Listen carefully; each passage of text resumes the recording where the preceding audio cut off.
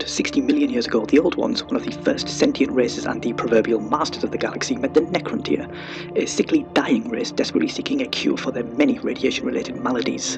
And they all lived happily ever after. Only kidding, in a massive war.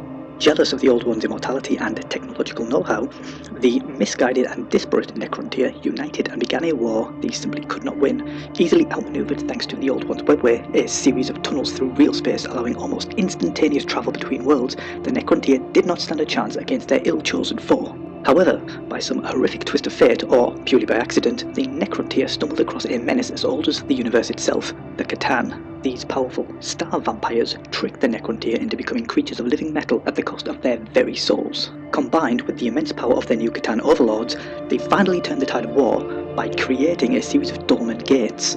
These gates allowed the Necrontyr access to the Old One's webway, finally giving them means to outmaneuver their foe.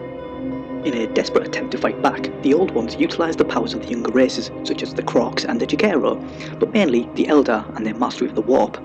However, it was all for naught, and the Catan managed to outmaneuver the Old Ones, forcing them to hide in their strongholds, leaving the young races at the merciless hands of the Catan, who had now developed a new appetite for the souls of the living, decimating the galaxy's living populations. At this time, the manipulations of the warp caused by the Eldar and the other sentient races uplifted by the Old Ones, combined with the mass fear caused by the all-consuming soul-munching Catan, the first warp denizens appeared in the form of the Enslavers.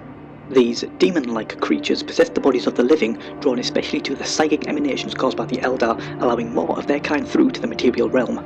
This was a final nail in the coffin for the Old Ones, who were either completely destroyed or buggered off to who knows where.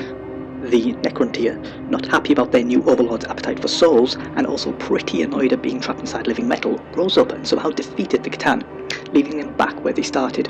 Seeing the galaxy as it was, the Necrontyr decided to play the long game and went into hibernation for, about 60 million years, hoping they would wake up to an empty galaxy where they could reign supreme. Yeah, right.